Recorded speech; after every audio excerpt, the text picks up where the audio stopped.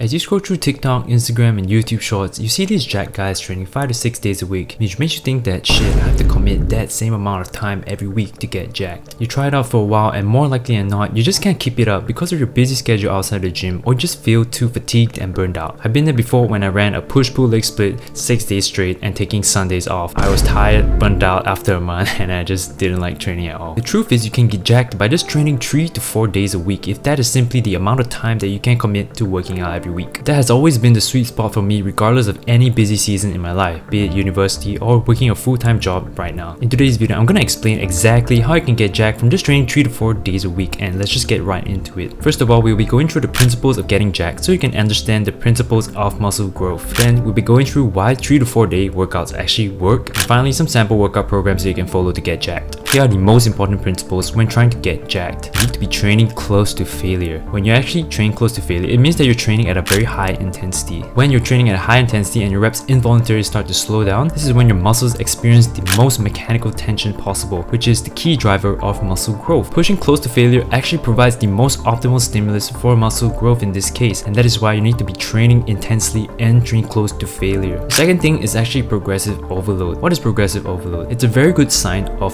muscle growth, and the ability to progressively overload over time ensures that you're actually gaining muscle. Progressive overload is when you're able to do more weight for a given number of reps, or more reps for a given weight at a specific intensity, meaning reps to failure, and for the same technique, meaning your form doesn't break down or change. The ability to progressive overload is actually the result of adaptations that have occurred due to the stimulus that we have provided through resistance training. When you provide a stimulus to your muscles through resistance training, they actually adapt, and as a result, they actually will increase in size, and then when they increase in size, they're able to actually generate more force. That is when you can actually use more weight for your bench press, for example. Nutrition and sleep is also a very important aspect that will allow you to progressive overload and thus train intensely. When it comes to nutrition and sleep, you want to be getting an adequate amount of protein. I generally recommend about 1.6 to 2.2 grams of protein per kg of body weight, or 0.7 to 1 gram per pound of body weight. This will ensure that you're supporting muscle growth through muscle protein synthesis. You also want to ensure that you're getting an adequate amount of sleep per night to support your recovery through your intense training. Try to get 7 to 9 hours of sleep where possible. This will allow you to have enough energy to train hard in the gym. And please don't forget your carbohydrates. You need to have sufficient carbohydrates as they are the fuel for your training.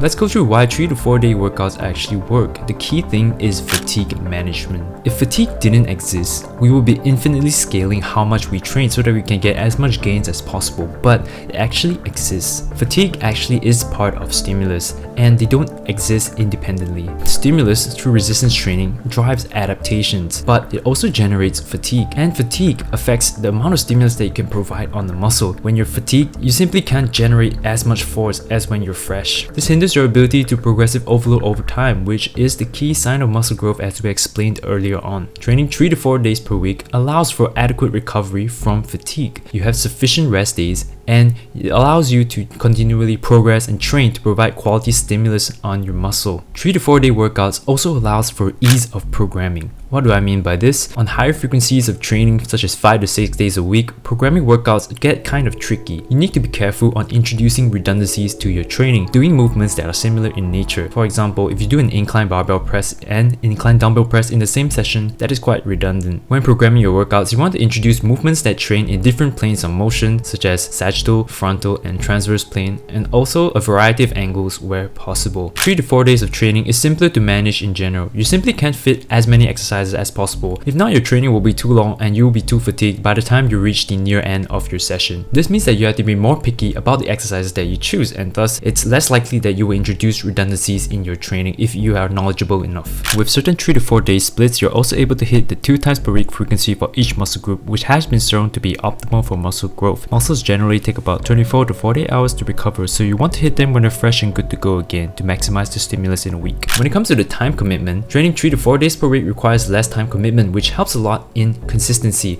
which is ultimately the most important thing when it comes to muscle growth. You want to be consistent over a long period of time because muscle growth actually takes time. That's why 3 to 4 days per week of training is more manageable, and it ensures that you do not burn out. Now let's talk about sample workout programs that you can do on a 3 to 4 day per week basis. The 4 day upper lower split, one of my favorite splits of all time, and currently is still the split that I am doing. If you want to check out my full 4 day upper lower split, you can refer to the video at the top right hand corner. I previously made a video video on how I actually program my 4-day upper lower split. It only takes about 1 hour per session, and I feel like it's really the best split that you can do if you only have 4 days per week. If you don't have 4 days per week and you want to train slightly less, you can also run my 4-day upper lower split on an every other day fashion, which averages to about 3 to 5 days per week of training. It's also a really good alternative that you can consider. And finally, with the 3-day full body split, I've also made a video previously on how I program a simple minimalist 3-day full body split. You can check it out in the description below. It's my 3-day minimalist full body split program. It only takes about 30 to 45 minutes max per session, so you can definitely build on top of that if you want to introduce more exercises. For the rest of the video, I'll be explaining key workout principles that you can follow when doing any kind of workout program to maximize muscle growth. When it comes to maximizing muscle growth, a stable movement is often better for gains. A stable movement allows you to generate more force, push closer to failure without worrying too much about stabilization demands, because we know that ultimately your proximity to failure, how hard you're training, is the key driver of muscle growth, because you're able to produce maximal amount of mechanical tension on the target muscle. Thus, machines are more productive for hypertrophy in this case. However, you can still stick to free weights if that is what you truly enjoy, because what you enjoy is more important than what is optimal sometimes. When it comes to rep ranges for training, I typically prefer a lower rep range of about 4 to 8 reps. I find that it's easier to progressively overload on. The reason being, example, if you're trying to move up on bicep curls from 10 kg to 12.5 kg for 2 times 12 versus 2 times 8, the jump up 2.5 kilos using 12 reps is typically way steeper and way harder to do as compared to if you're trying to jump up the scale on the 8 rep range. When it comes to volume, I typically prefer a lower volume approach because we're training at a high intensity already. When we train at a high intensity, you just simply cannot do as many sets, as much volume. This means that we have to balance the amount of quantity that we are doing. Pick no more than 3 exercises for a muscle group in a session and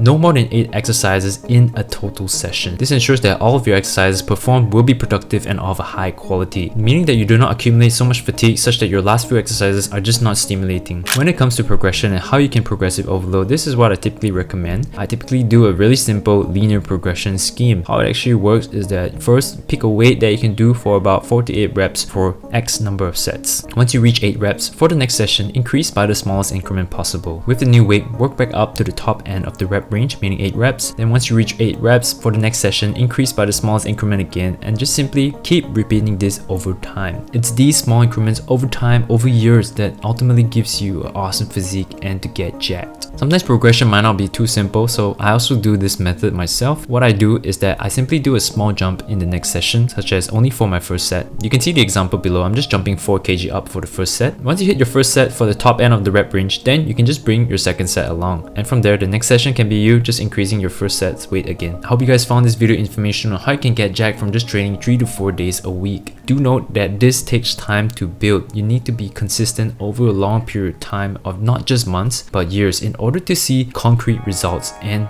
get jacked. It is possible from just training 3 to 4 days a week. The most important thing is that you have to be progressively overloading over time. You have to be training close to failure and manage your fatigue well enough so that you can be progressively overloading continuously over time. I hope you guys found this video informational. If you enjoyed the video, do like and subscribe. It will really help me a lot. Comment down below if you have any other suggestions, and I'll see you guys in the next one.